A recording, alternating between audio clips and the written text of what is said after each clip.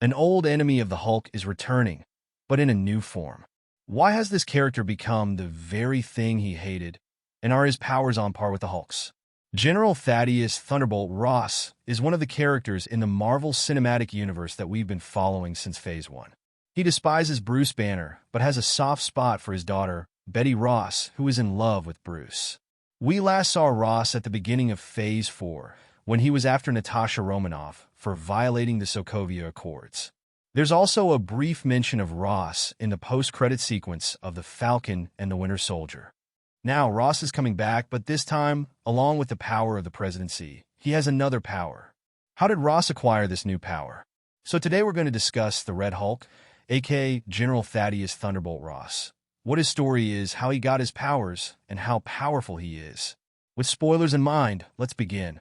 In the MCU, Ross is one of the characters whose actions indirectly contributed to Thanos' snap. If Ross hadn't pushed the Sokovia Accords to control the actions of enhanced beings, the Avengers might not have been divided, and collecting the Infinity Stones wouldn't have been so easy for Thanos. Even Ross wasn't spared by the snap. He disappeared for 5 years. But what's Ross' story, and how did he become the Red Hulk? General Thaddeus Ross is an important character in the Hulk storyline, but his full story unfolds in various Marvel comics. The Hulk's nemesis was born into a family with a tradition of military service. Ross didn't die once in his life, but several times. The first was at age 10, when his aircraft crashed during an aerial show. He was declared dead by doctors at the carnival, but suddenly woke up while being transported in an ambulance. His back was broken in 3 places, and doctors said he would never walk again, but after spending a year in a body cast, he walked. Since then, Ross lost all respect for doctors. Ross was interested in military history, so he joined the military academy. After graduating, he served under his first commander and married his daughter, which is where his daughter Betty Ross comes from. During World War II, Ross' rank rose quickly, and he led many combat missions. His leadership earned him the nickname Thunderbolt because he struck his enemies like lightning. After the war, Ross became a member of Reed Richards' control team. When Bruce Banner was in school, an explosion in one of his experiments caught the government's attention. Ross met Bruce's family and told them that the military would invest in Bruce's education so that he could serve his country with his abilities. Years later, Bruce became a nuclear physicist working on the gamma bomb for the U.S. government at Los Alamos. Ross continued his disdain for doctors, which extended to Bruce Banner. During the gamma bomb test at Los Alamos, Ross saw Dr. Banner at Ground Zero and knew he would be blamed for the incident. Bruce Banner was exposed to gamma radiation and became the Hulk, and Ross set out to find the Hulk. The Hulk confronted Ross, knocking him aside with a single hand, telling him to leave him alone.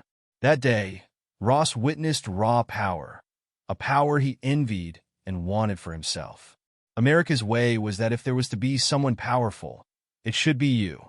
Every time Ross went after the Hulk pushed him away, saying, "Leave me alone." Ross did the unexpected. He joined forces with Modok and freed the Abomination, knowing it was treason, but believing it was necessary to destroy the Hulk to save the country. But the Abomination couldn't defeat the Hulk, and Ross' daughter Betty was caught in the crossfire. After this incident, Betty confronted her father, asking how he could betray her and their country. Ross knew he was wrong and couldn't even look at himself in the mirror. Although Ross wasn't charged with treason, he redeemed himself by sacrificing his life to stop a mutant named Zax and save his daughter, dying in her arms. But as I mentioned, Ross has died multiple times. His body ended up in the hands of Samuel Stearns, aka the leader, who planted Ross' mind into the Redeemer armor. Ross' mind was active, but he wasn't in control of the Redeemer. The hate he had for the Hulk was, which the leader manipulated. The Hulk defeated the Redeemer, but Ross experienced the power of the Redeemer armor and craved that control. Ross was resurrected and reunited with his daughter, given a second chance to make things right. But then the Abomination killed Betty. Around the same time, the Illuminati sent the Hulk into space, and after the events of Civil War, someone assassinated Captain America. Captain America was a man Ross, his father, and his grandfather had all respected, and now he was dead. Ross had nothing left.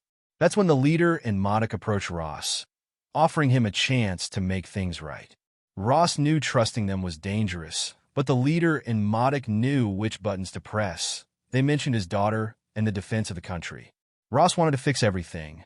When the Hulk returned from space in his Worldbreaker form, Ross witnessed the destruction firsthand. The satellite used to fire at the Hulk during this time didn't just fire something at him. It absorbed his gamma energy, which was later transferred to Ross, turning him into the Red Hulk. The raw power Ross had seen in the Hulk and experienced in the Redeemer armor was now under his full control. First, he avenged his daughter by killing the Abomination, then confronted the Hulk but couldn't defeat him. The leader in MODOK pushed him to fight again, but Ross sought Bruce's help and faked his death. He then absorbed the leader's gamma energy, turning him back into a normal human. Ross also destroyed the life model decoy that the leader had placed in the White House, taking control and once again challenging his old enemy, the Hulk. This is the story of Ross as the Red Hulk. Ross Red Hulk isn't as powerful as Bruce Banner's Hulk, but he has one advantage: he's in control. While their initial power levels are similar, the Hulk gets stronger as he gets angrier, whereas the Red Hulk emits heat when he gets angrier, which could weaken him. But he has the advantage of transforming into the Red Hulk at will. Even if knocked unconscious in his Red Hulk form, he won't revert back. We're about to see some intense Red Hulk action in Captain America Brave New World, where we'll find out how the gamma-absorbing properties of adamantium will be used and whether Captain America's shield will be reforged with a mix of adamantium and vibranium so that Sam Wilson's Captain America can take on the Red Hulk. Last month, industry insider My Time to Shine shared a list of characters expected to appear in Avengers Doomsday, and Hulk is included. So, I hope that when Marvel shows us the Red Hulk's rage, we'll also get to see the Hulk's anger as we remember it. So, this was a video about the Red Hulk. Captain America Brave New World is focusing on Marvel's past and going back to the roots of the characters. I'm excited to see how Sam Wilson's Captain America will handle such a big threat.